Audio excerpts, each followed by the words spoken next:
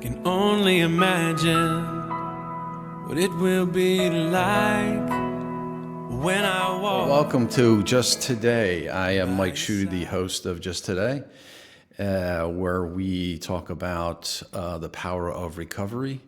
My guests share heartfelt stories about tragedies and triumphs, and I find it incredibly brave and powerful for our guests to step into that vulnerability and to raise their hands and to share their story. With me today, I have a friend who I met along my journey that really provided me with some great guidance. And I don't think he probably knew it at the time, but his words really hit home for me and turned my life into a different direction. So welcome, Skip. It's great to have you here on the podcast. Thank you. It's an honor to be here.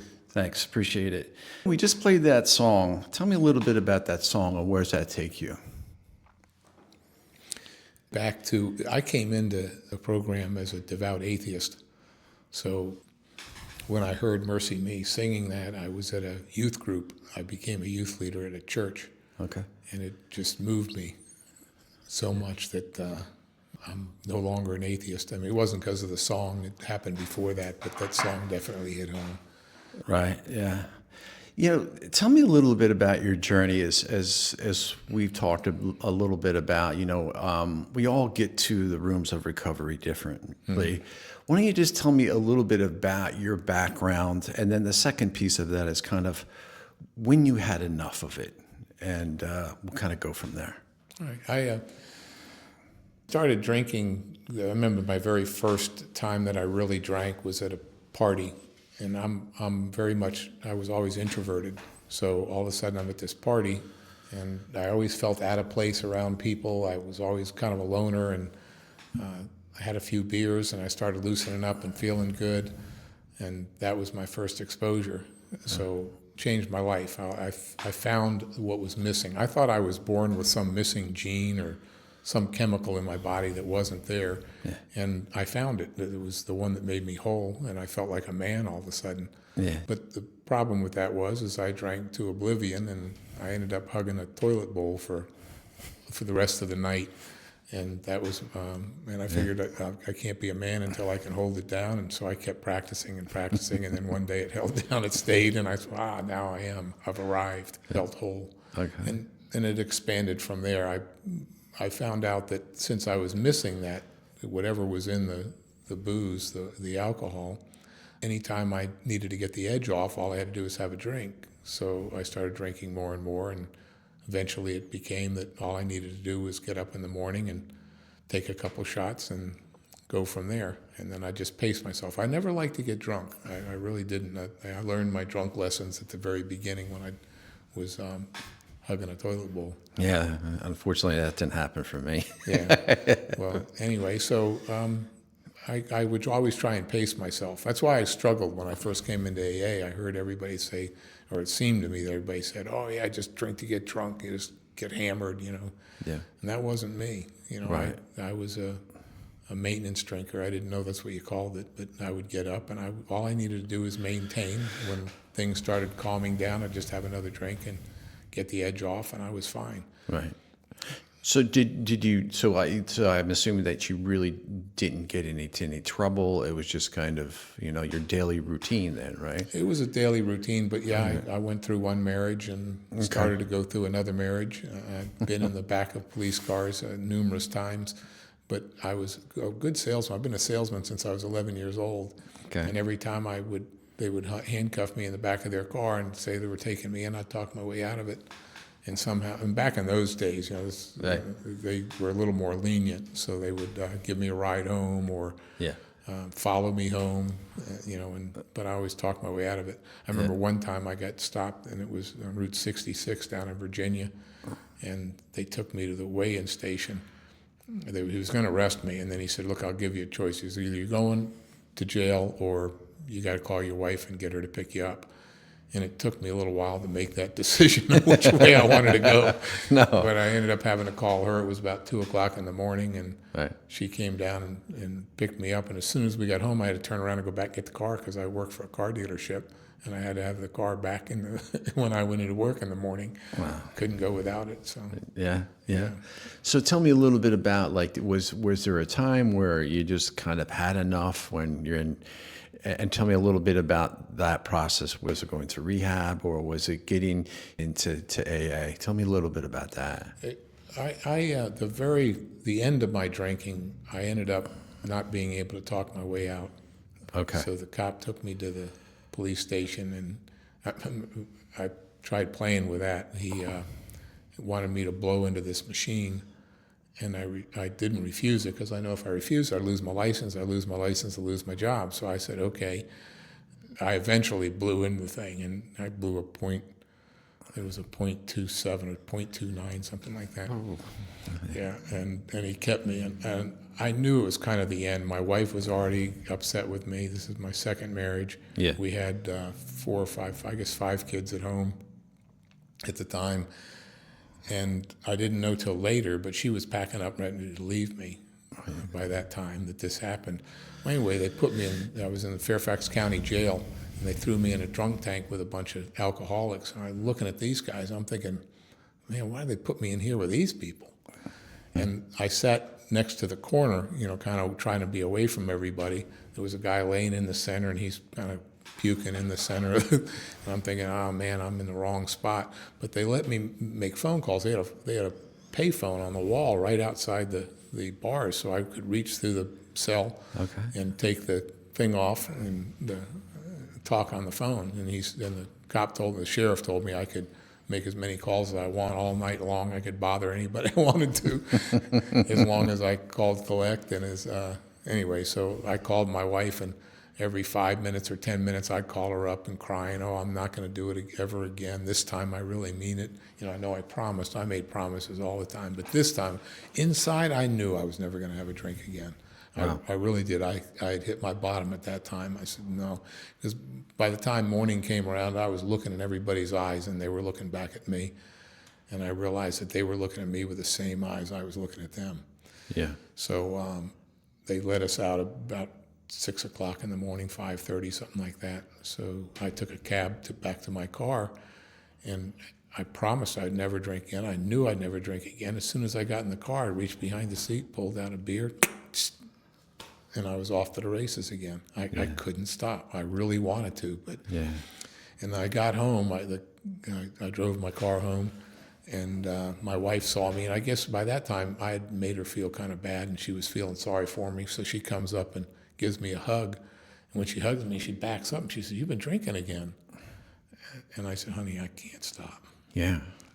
Just the powerless of that. I was totally powerless. Totally powerless over, like, I remember that. I know that feeling of waking up and saying, I'm going to be okay today.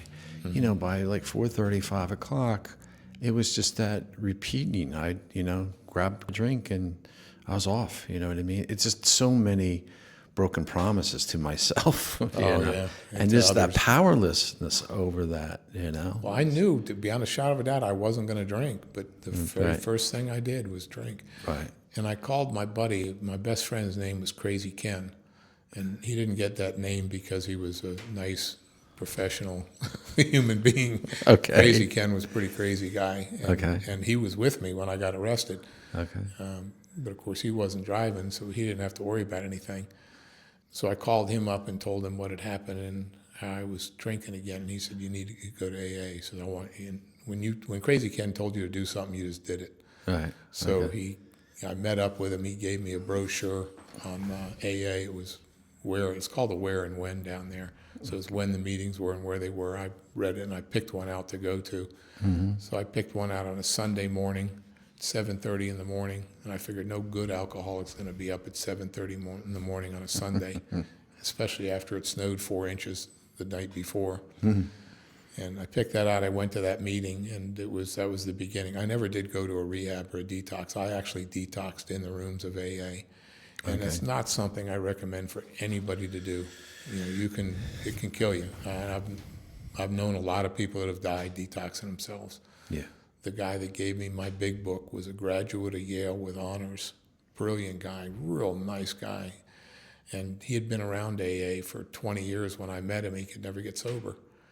And he would never do any step work. He would just go to meetings until he drank, and he'd drink until he had to go to the meetings again. He was a binge drinker also. Right. And he gave me my big book, and he asked me to sponsor him after a while.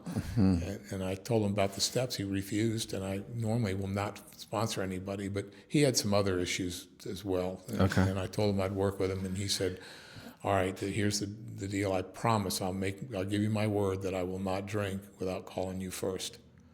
So we went by that, and 3 years later, he was sober for 3 years. 3 years later, I get a call around midnight. He's in Rhode Island at the time. His parents had died, and he got that house. And he said, Skip, he says, I just want to let you know I'm going to drink. I started to try and talk him out of it, and he said, look, Skip, I have my weapon next to me. He says, I'm either going to put the gun in my mouth and blow the top of my head off, or I'm going to drink.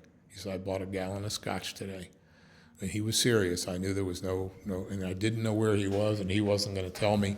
Right. So I was stuck, and he drank. So it was, that was the alternative.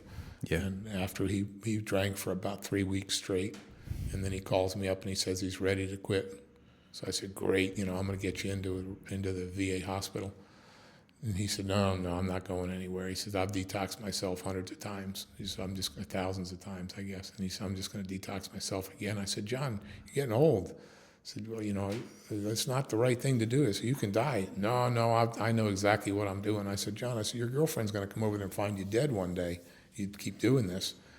And he says, no, I'm okay. 2 weeks later, I get a phone call from his girlfriend. She found him. He had a grand mal seizure, trying to detox himself, and died. Yeah. So I don't recommend to do that to anybody. I just didn't know. I didn't know anything about alcoholism. I didn't know anything about, never heard of a rehab. What's that? A detox? What's that about? I'm just shaking a little bit. I'll be fine. And sweating. And I had a T-shirt on my first meeting at 7:30 in the morning, and I'm sweating and shaking. And that was the end of the drinking career. Okay. I didn't know it at the time. Right. But So when you walked into AA, how was that? Was it, because a lot of the guys that go into the meetings of AA, they just turn right around, and it's shocking, and did it take you some time or were you just ready to have a different life? Well, I didn't know what an AA meeting was. I just knew that Crazy Ken told me I had to go. So I went. And I really, in my mind, I thought it was maybe 4 or 5 guys with a paper bag and a bottle in it passing it around crying on each other's shoulders. Right. I really thought that. Right. So I go to this meeting. It's dark out. There's snow on the ground. I tried to lift up it looked like big garage doors in the front of the building. I tried lifting them up to get inside, and it looked like the size of a semi-tractor trailer could fit in, but I couldn't get in. And then finally I go around the side of the building, and I saw a light. There was a door there. Turns out that those garage doors I was trying to lift up, they weren't garage doors. It was a brick facade on the front of the building, and I'm trying to lift up the brick house. So anyway, I went in, and it was bright, and there's 45, 50 people in there. Yeah. And I look around, I see this row of chairs that's empty. There's like 6 chairs in a row, but almost everything else is filled.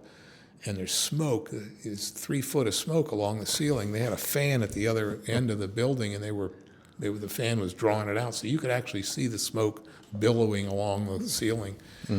So I sat down in the empty chairs, and I figured, well, there's room for me. I don't really care for people, so I don't like people sitting next to me. And that was perfect for me. So I sit there, and there's a guy at the front. He's got a stogie, and he's pointing at people and telling you go over here and you do this, and I don't know what he was saying, but looked like I thought he was the president of AA, telling everybody. And so I sat there, and then I look, and there's a guy that starts walking towards me, and I'm thinking, oh my gosh. Well, then I light up a cigarette, and when I light up a cigarette, the guy with the stogie looks at me and says, "Hey, you! That's the non-smoking section." That's why there were 6 chairs in a row, because everybody else smoked. And that was the 6 chairs was the non-smoking section. So I had to put out my cigarette. Now I'm embarrassed. I'm looking around. I'm really sweating. I'm shaking. I'm detoxing. And then this real scary looking man, he's a big guy, is walking towards me. He's a head shaved and scars. Anyway, so I looked the other direction, hoping that if I just don't do any eye contact, he'll disappear. Oh, he didn't. He stood right in front of me, reaches down, puts his arms around me, hugs me, and lifts me out of my chair. And then he says, "My name's Chicken Bill. Welcome to AA," and he sits me back down. Now I'm hating AA. I don't want anything to do with AA. That guy embarrassed me. I can't smoke. The other guy picks me up and scared me to death. So I wasn't ever going to come back. I relocated where I could finish my cigarette, and I ended up sitting by this lady that was knitting. I don't know why it aggravated me that she was knitting. And then they go around the room and they introduce themselves. They say their name and they say they're alcoholic. And not me. I'm not an alcoholic, and I'm an atheist, and I'm not here to do this God crap. And so when they got to my turn to announce my name, I just said, "My name's Skip." And I looked around, daring somebody to call me an alcoholic, and they didn't care. They just kept right on going. Yeah. And anyway, so that was my first exposure. And then that lady, she says, at the end of the meeting, she says, "Oh, Skip, keep coming back." And I wanted to pinch her face. But when she said that, I thought, oh, crap, she's going to tell Crazy Ken if I don't show up.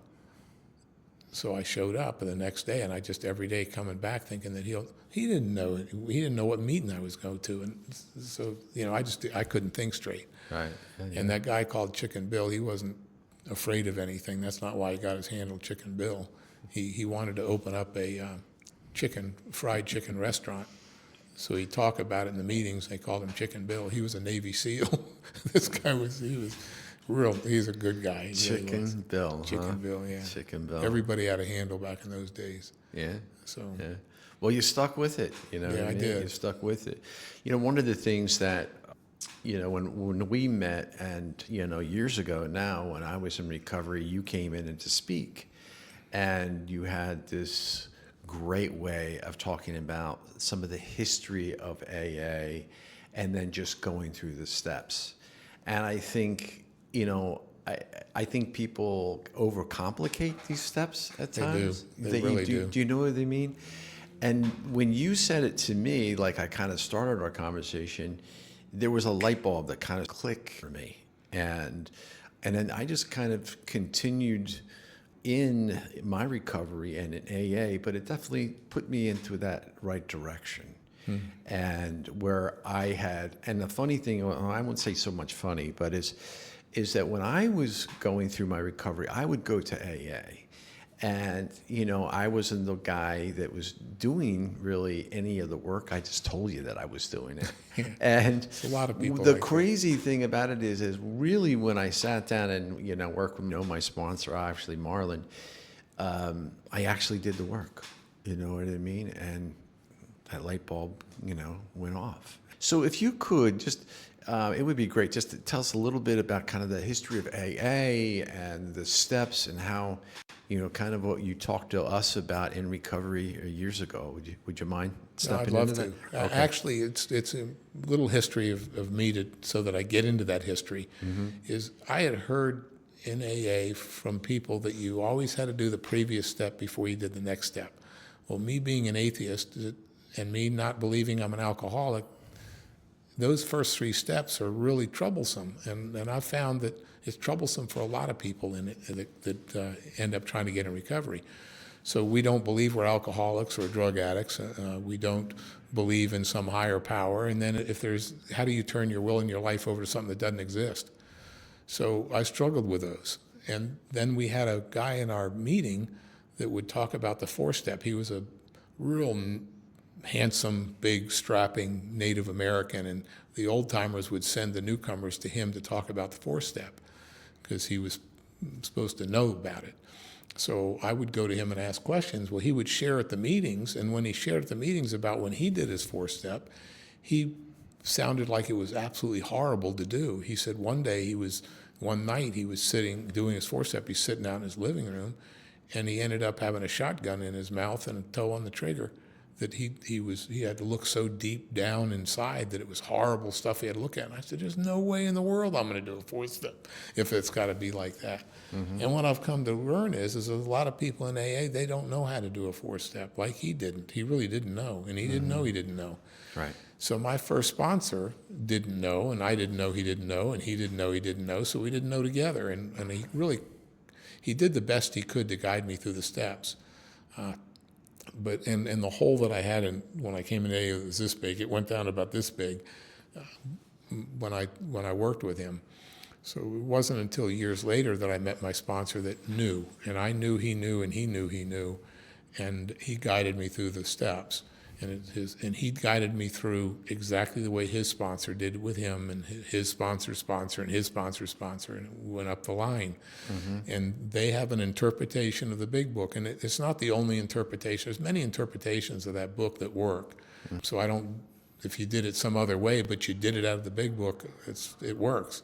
Right. So the interpretation that was given to me is the one I share. And I know it works. I've sponsored literally hundreds of people through the steps. I don't know how many, 500, 600 people. And a lot of them, most of them, are still sober members of society, the ones that haven't passed away because of age, and other natural causes. But it works.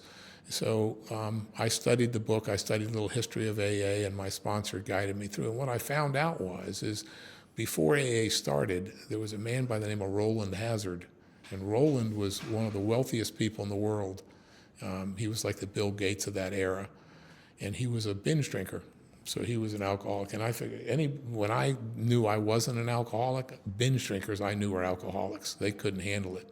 See, I could pace myself. They couldn't. They had to get hammered, and they couldn't deal with it. So I figured I'm not an alcoholic because I don't do that. This guy was a binge drinker, and after his run, after being sober for months, he would come back, after a run with his tail between his legs. Well, this time his family met him and said, "Look, enough is enough. We're going to send you away to your main psychiatrist in Europe." And his name was Sigmund Freud. So they were going to send him away to Sigmund Freud, and he went there to see him. And thank God that Sigmund Freud was away on holiday. He didn't meet with him because Sigmund Freud had some issues of his own. He was a cocaine addict. He was also a sex addict. He was also a devout atheist. So this program may never started had he met up with him. But he met up with Dr. Jung, Carl Jung, and he was the up-and-coming man at the time. And Carl Jung worked with him one-on-one for a year and felt he had it together. And Roland felt he had it together. So he goes back to the States, and on his way back to the States, he stops in France. Somebody buys him a drink. He's off to the races again. And he goes back to see Dr. Jung, and Dr. Jung says, "I can't help you anymore. I've done everything that I know of to do, and I'd be wasting your time and my time." Yeah. And he said that Roland said that he felt like the gates of hell had closed on him with a clang. Now he had nowhere else to go. And he kept begging and begging. And finally, Dr. Jung said, "Well, you can try.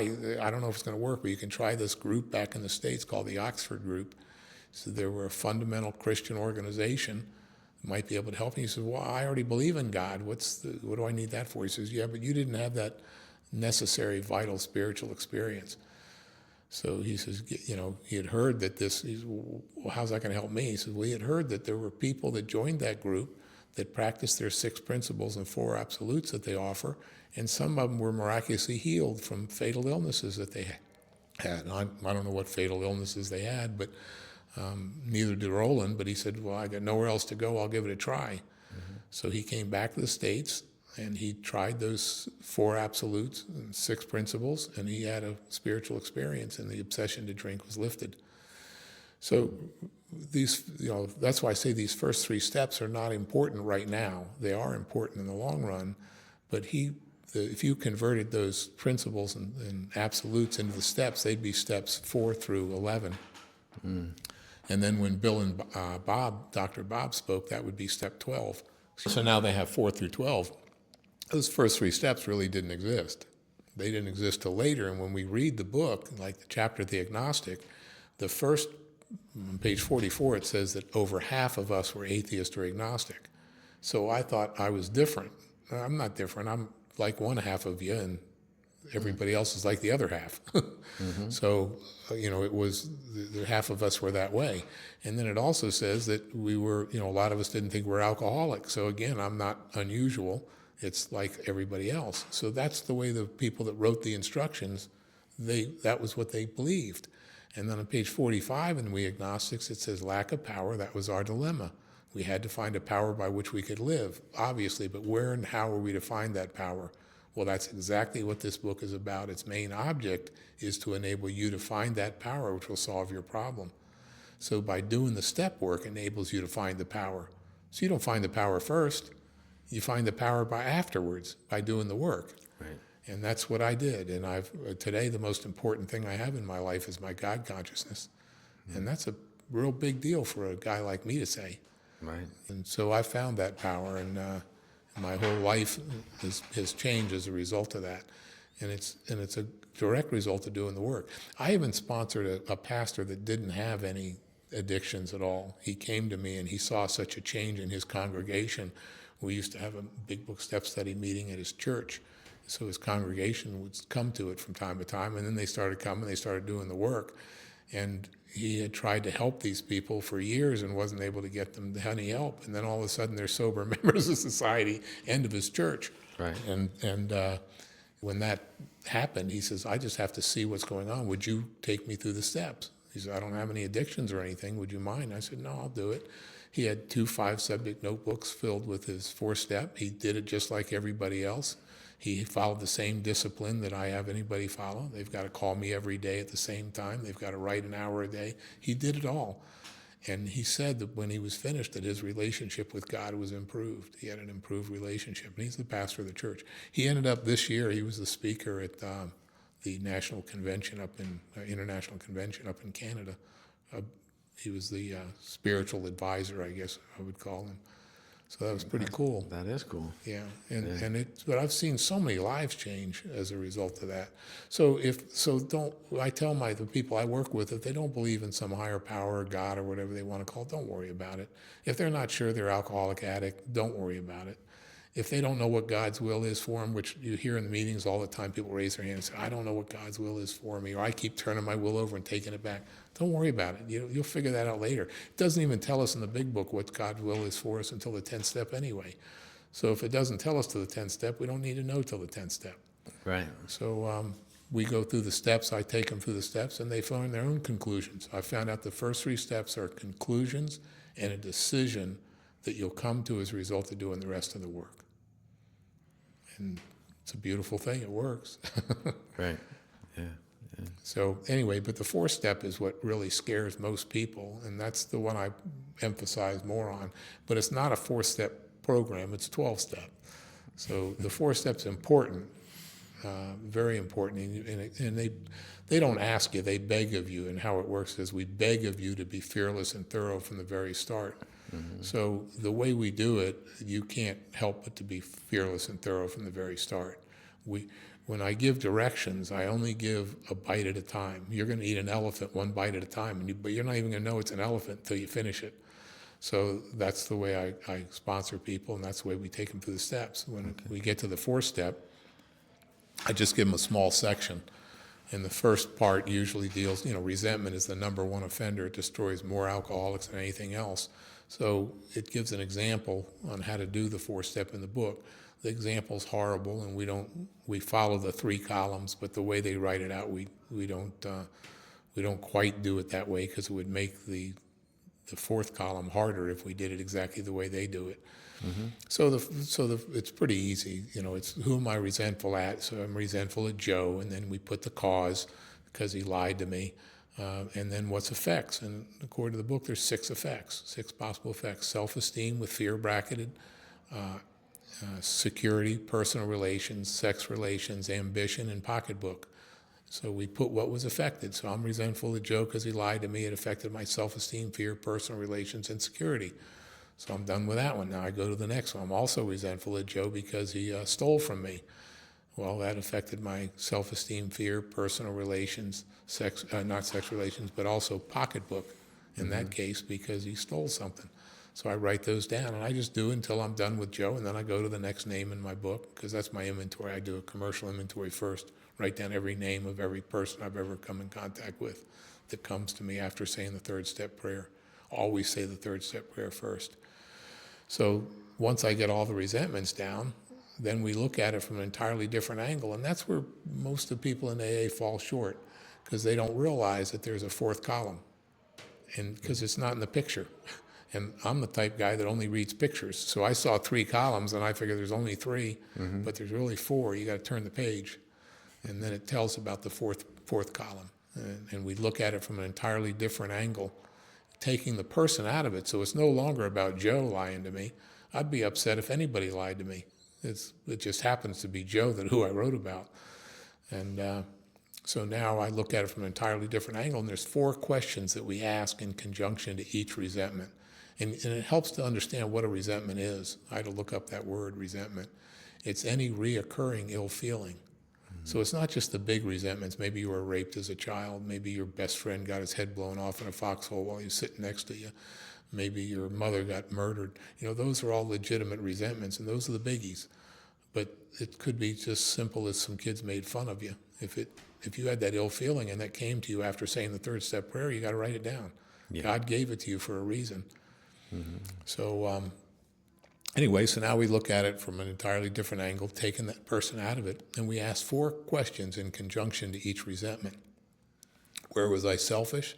Where was I dishonest? Where was I self-seeking? And where was I afraid? Now, it says in the book we need a psychic change. That's a change of thinking.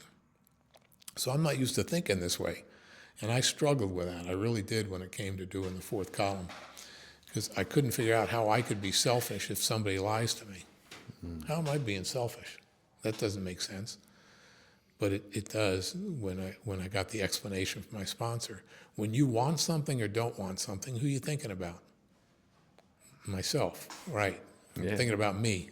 I don't, and my selfishness in that case is I don't want to be lied to. I don't want to be lied to by Joe, by Sam, by Sally, by anybody. I just don't want to be lied to. See, I never think about why that person might have lied. Maybe he lied to me because he didn't want to hurt my feelings.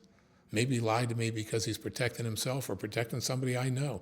I don't know. All I know is I don't want to be lied to. So that's my selfishness. And where am I dishonest? Again, it's a struggle. How could I be dishonest if that person's the liar? He's misrepresenting something to me. How am I dishonest? Well, when I get mad at, where you get mad at somebody for doing something, doesn't that imply that you don't do that very same thing? Or is it okay for you to do it, not for them? Yeah. So my dishonesty is I never lie. That's a dishonest statement, isn't it? Of course I lie. Even in the big book, on page 25, it says sometimes an alcoholic will tell the truth. Sometimes. Sometimes. Yeah, but we'll get mad at somebody lying to us, but we'll lie to them. Well, I'll lie to them in a heartbeat. True. Okay? So my dishonesty is I never lie. And then self-seeking, I had to look, all these words I had to look up because I really didn't know what they really meant. Self-seeking is how I react when somebody upsets me. So what do I do to make me feel better and them less than? Maybe if the guy's big enough, maybe I'll just go out and poke holes in his tires. Or maybe I'll talk behind his back and hope he doesn't find out. Call him names. Maybe I'll, if he's small enough, I'll take him out back and just wail the hell out of him. That's all self-seeking behavior. And it starts as a child. I mean, you see children that's self-seeking. They'll be, it was me. I'd be walking down the candy aisle with my mom, holding her hand. And all of a sudden I see the candy. I say, Mom, can I have some candy? No. Boom, I'm laying on the floor on my back and my legs are flying around and my arms are flying around, wailing, crying. That's self-seeking behavior. Right. So we would list out all the self-seeking behavior. And the last thing is, what am I afraid of? What's the fear? The underlying fear. And the underlying fear in each one of those cases is of doing exactly what I get upset at them doing. So in the case of being lied to, I'm afraid of being a liar. In the case of being a thief, I'm afraid of being a thief. You take an alcoholic and drug addict and you have $50 on the table with a group of people around, and when they walk away and they come back and the $50 is gone, every alcoholic, especially the drug addicts, will be looking for that $50 because they don't want to be blamed for taking it. And the guy that stole it, he'll help you look for it too. That's the way we are. Yeah. So the fears of really, the underlying fears of doing exactly what we resent. That's the first part. The 4 steps divide into 3 parts. The first part is resentments. It's A and B. The first 3 columns, the 4th column. And the second part is the fears. We review our fears thoroughly. But how do you review your fears thoroughly if you haven't identified them? And you notice that every single resentment had a fear attached. So now you have the real underlying fears. That's the evil encroaching thread that controls our lives. See, I thought the fears when I first did a 4-step was all about flying, fear of heights, fear of spiders, fear of dark alleys, fear of, fighting a lot. So, those were legitimate fears, but they weren't the underlying fears that controlled my life. But I identified them in the first part of the fourth step. And I can tell you what they are. Fear of being less than, fear of being abused, fear of being abandoned, fear of not being loved. Those are the fears, and fear of being a liar, fear of being a thief. Those are the fears that is the evil and corroding thread. So we reviewed them thoroughly. And I asked why I had them. Well, it was because self-reliance failed me. See, I needed to depend more on God and not on me. So that's the second part. So that's pretty easy. So now the first part's pretty easy. The second part's pretty easy. Now the third part, and this is where where the rubber meets the road. And I don't know why Bill did this when he wrote it, but the first three words of the last part of the fourth step is now about sex. So boom, all of a sudden nobody wants to do a fourth step. And what I found out is that part, it really doesn't have to do with sex. It has to do with relationships. And the relationships, motives, and intimacy. And the people we write about are people that we meet at least one of these four qualifications. We either had sex with them or wanted to have sex with them, or they had sex with us or wanted to have sex with us. If it meets any of those four qualifications, we're going to write about them. And there's 9 questions that we write about, that we ask for each relation. And it's only the ones we had a relationship of some sort. And those 9 questions, not one of them has to do with sex. They have to do with whether, if we caused any resentment, none of them have to do with sex. Okay. It says we got this all down on paper and looked at it. And once people realize that it's not, they don't care about whether you have some fetish or whether you're, what your sex preferences are, it has nothing to do with that. I've sponsored men and women, heterosexual, homosexual, transsexual, asexual, bisexual, a whole bunch of sexuals I don't even know about, don't need to know, because it doesn't have to deal with that. Right. It does ask, at the very end of the fourth step, it does ask about you setting your own ideal, but it says you set that ideal that ideal's between you and God. So whatever ideal you set when it comes to sex, that's between you and God. You're the one that's going to have to deal with that with God, not me. Not if I sponsor you, I don't need to know what it is. Right. I mean, usually you find out, kind of get an idea when it has to do with the relationships, but it's we're not there to judge anybody. That's between them and God. So that's the only time we really deal with anything to do with sex. That's the entire fourth step. And once people hear that and they realize how easy and simple it is, they're willing to do it. Yeah. But everybody complicates everything, and they want you to write out some big biography of how you did something upside down, hanging from the ceiling, or, with somebody you shouldn't have been with, somebody else's wife or husband. No, it's not anything to do with that. Yeah. And then, step 5 is pretty simple, because all you have to do, and your sponsor has already read it all because he's checked your book or she's checked your book. So it's really between you and God. When I was ready to do my 5th step, I would always go to my sponsor's house, and I would sit at the end of the table. I always sit at the head of the table. And I would always have my big book in front of me and my notebooks from the 4th step to the right. And he would sit just to the left of me, and he would only have his big book. And he'd read whatever we were going to do. So 5th step is 4 pages. He read them to me like he always did. He made sure I understood all the words. If I didn't understand the word, he made me look it up. So I understood everything, and he'd question me to make sure I understood the words beforehand. And I was ready to do the 5th step, and all of a sudden he stands up, and I'm like, Fred, what's going on? And he says, I'm sitting down at the other end of the table.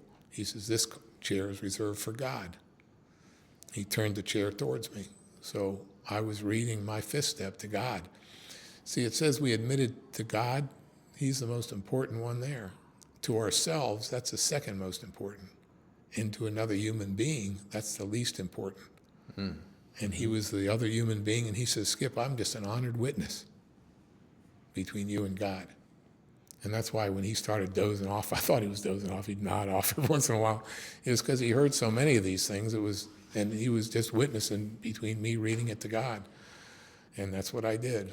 And my 5th step, I guess, took around 11, 12 hours. I don't know. It was a long time because I had 2 5-subject notebooks full.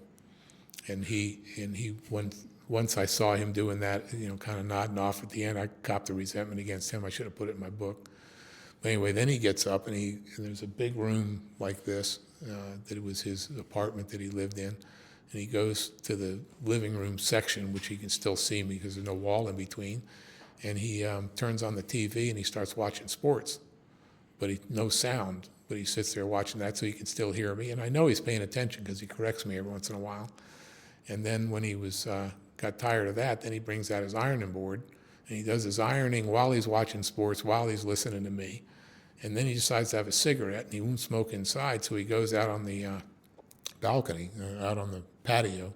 He opens the screen door, opens the glass door, closes the screen door, and he's going to have a cigarette out there. And then he yells at me, "Hey, Skip, speak up, I can't hear you." So I got to shout real loud for him to hear me out there in the patio, and I'm screaming my fifth step at him. So my fifth step was a little different than most. Most is admitted to God, to ourselves, another human being. Mine was admitted to God, myself, another human being, and the neighborhood, because everybody could hear what I was saying when he was out there on the patio. And by the time I was done with that, I felt like the world had been off my shoulders. I disposed of it all. And then I came to steps 6 and 7, which they're very short, but I had to review my first 5 proposals first. And 6 and 7 seem like there's not much to them. There's only 6 is if I'm entirely ready. If I'm not, I ask God to make me entirely ready. And 7 is to ask Him to remove those defects of character that I've identified that are not of use to Him or my fellows. So they're quick, but I had to sit there for an hour and make sure I was thorough in my 5th step and my 4th. And I did that, so I was done with 6 and 7. And then I called my sponsor up. He welcomed me to AA. He says, "Now you're part of the we," which I didn't understand that either. But when it says we, and people misunderstand that a lot, that says it's a we program. It is, but it isn't. The we that they refer to in the big book is we that have done the work. It's the first 100. They're not we the fellowship. There's a big difference. We the fellowship, anyone would become part of the fellowship. But we that did the work, you got to do the work to become part of that group. Yeah. So he welcomed me the we because I was done. I had step 8 done because I did that that was my commercial inventory that I looked at when I wrote down all my 4th step. So that was complete. And it says in the book, it says we made it when we took inventory. Step 9 I'll make for the rest of my life because there's people that I owe an amends to that I don't know if they still exist, but I'm willing. And that's really what the 9th step's about, the willingness to make my amends. I'm willing to make them if God puts them in front of me or if I can find them. And so I say I'm making amends, living in step 9. And 10, 11, and 12 are the maintenance steps, and I do them every day. 10 you do all throughout the day. 11, morning and night. 12, having had a spiritual awakening as a result of those steps. There's a very special spiritual awakening that you have as a result of doing them. And because of that, I try and carry this message, not Skips Anonymous. Skips Anonymous get everybody drunk, but Alcoholics Anonymous works. Yeah. So I do. That's the steps in a nutshell. Right. Yeah, and I really appreciate that. That was fantastic. That's exactly how I remembered it when you presented this years ago now. So just to kind of wrap things up here is, what do you tell somebody that's struggling right now? And I'm sure you run across that all the time. What would you like to what do you say to them when somebody's kind of... They're struggling because they're still drinking and they can't stop? Yeah, they're struggling with their drinking and, they're on that balance beam that we've all been on. I usually tell them, I've found medically any drug addict or alcoholic can stay clean and sober for 1 day. Not 2, just 1. And with that, I usually tell the people that I have worked with that maybe they drank or they used and they're struggling to get them back on track. I said, here's what I want you to do. Anybody can stay sober for 1 day. So I want you to make a commitment to me. You told me you'd go to any length to recover. If you're willing to go to any length, I want you to make a commitment. Just for the day, I want you to stay sober and clean for 24 hours. And in 24 hours, I want you to call me and tell me the truth if you did. Stay sober, and we'll talk about it then.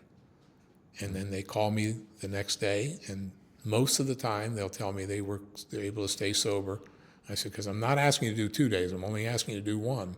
And you did it, right? And yep, I made it. I said, okay, now I'm going to ask you to do one. Can you do it? 24 hours is all I'm asking. And I do it again. And then every day they call me, and I do the same thing. Yeah. And eventually they got some time under their belt. And that time helps because they're doing their work. Now, for them to work with me and do the steps, they have to be detoxed first. So I give them, depending on how much they use and what they use and all, it's anywhere from 3 to 7 days. Yeah. And they can start writing again and doing their 4-step and continue on. Right. And that gets them through. And you'd be surprised how many people can do that. They just look at that just 24 hours ahead.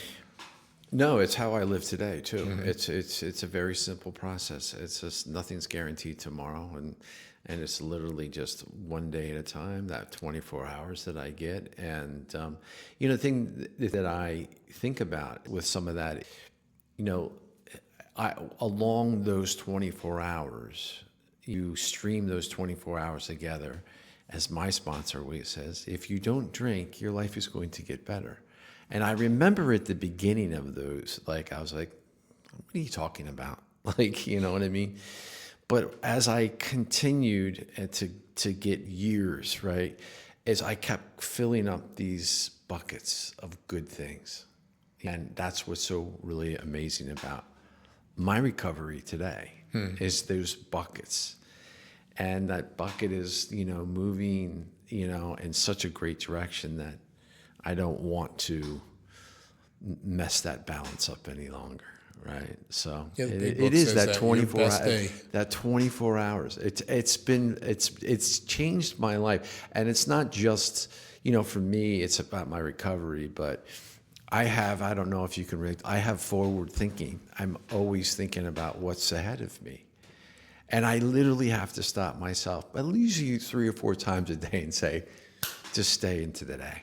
Don't think about it. Tomorrow's going to come.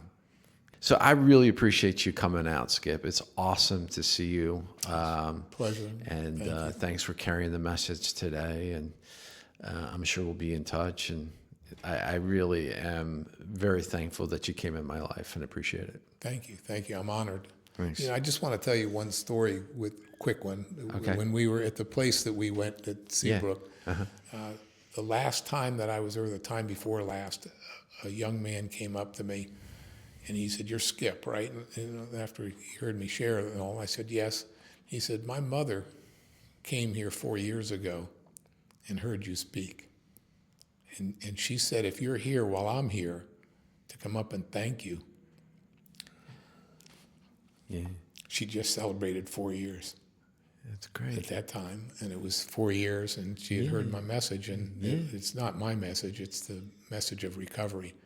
And she worked the program and stayed clean and sober.